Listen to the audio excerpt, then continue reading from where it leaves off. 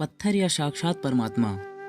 क्या आप जानते हैं कि नेपाल की गंडकी नदी में मिलने वाले शालिग्राम का विज्ञान से क्या नाता है? आपके इस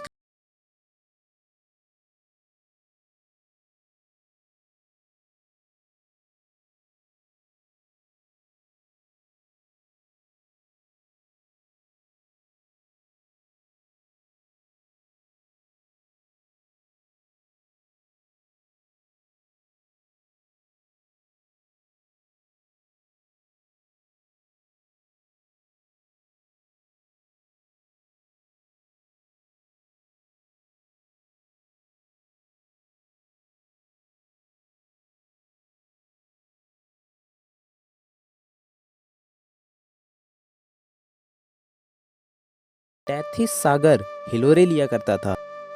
क्या आप इस मिस्ट्री को जानना चाहते हैं? पूरा रहस्य जानने के लिए मेरे इस दिलचस्प बात को पूरा सुने। क्या पता आपको कुछ ऐसा पता लगे जो सुनकर आपके रोंगटे खड़े कर दे। चलिए इस मिस्ट्री को हम आज जानते हैं। सोचिए, आप एक पत्थर उठाते हैं और आपको पता चले ये 6.5 करोड़ साल पुराना एक रहस्य है। ये शालिग्राम है जिसे दुनिया एक जीवाश्म मानती है, लेकिन हमारा अध्यात्म इसे साक्षात ब्रह्मांड के आधार पर पालनहार मानता है, यानी स्वयं विष्णु मानता है।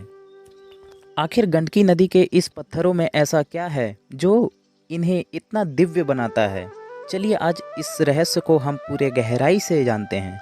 शालिग्राम मुख्य रूप से नेपाल की गंडकी नदी में पाए जाते हैं, क्योंकि प्राचीन काल में यहाँ टैथिस सागर हुआ करता था। विज्ञान और धार्मिक दृष्टि से इसके पीछे कुछ कारण छिपे हुए हैं।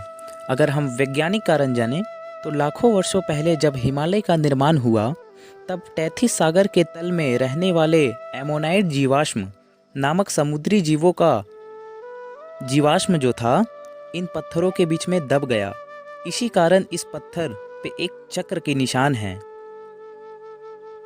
आप स्क्रीन पे देख सकते हैं, ये कैसा चक्र का निशान है। ये स्वयं भगवान विष्णु का सुदर्शन चक्र का निशान है। जी हाँ दोस्तों। धार्मिक कारण।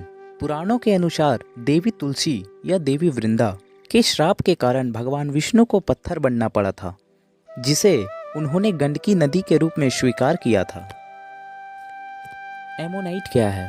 एमोनाइट एक प्रकार के समुद्री जीव थे जो आज से लगभग 6.5 करोड़ साल पहले ही विलुप्त हो चुके हैं, और ये दिखने में आधुनिक एक घोंघे की तरह दिखते थे। जी हाँ, स्नेल। और उनके शरीर पर एक कठोर घुमावदार शंख जैसी दिखती थी, शंख जैसी कवच दिखती थी।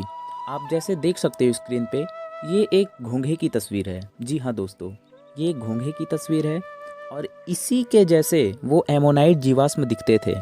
चलिए अब हम जानते हैं कि ये जीवाश्म कैसे बनी। ये जीवाश्म कैसे बना? जी हाँ, शालिग्राम जब ये जीव मर गए तो उनके अवशेष समुद्र के तल में रेत और मिट्टी के दबे कारण वो करोड़ों वर्षों तक दबाव से और खनिजी प्रक्रियाओं से वे जीव पत्थर में बदल गए। हिमालय का उदय और गंडकी नदी। भूवैज्ञानिकों के अनुसार जहां आज हिमालय है, वहां कभी टैथिस सागर हुआ करता था। जब भारतीय उपमहाद्वीप की प्लेट एशिया महाद्वीप से टकराई तो समुद्री तल का लगभग 15% वो पृथ्वी से उठ गया। इसी प्रकार से समुद्र के तल में डूबे हुए एमोनाइट जीवाश्म पहाड़ों के ऊपर आ गए। गंडकी नदी जब हिमालय के इन पहाड़ियों इलाकों से मुक्तिनाथ क्षेत्र से होकर बहती है, ध्यान से सुनिएगा, मुक्तिनाथ क्षेत्रों से बहती है, तो वह इस पत्थरों को काटकर अपने साथ नीचे लाती है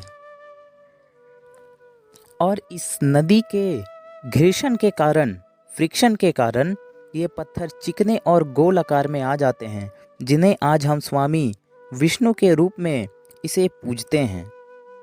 और यही वो मिस्ट्री है जहां विज्ञान भी अपने मस्तक को आस्था के प्रति झुकाता है। यह जानकारी आपको अद्भुत लगी तो कमेंट में जय श्री हरि अवश्य लिखें।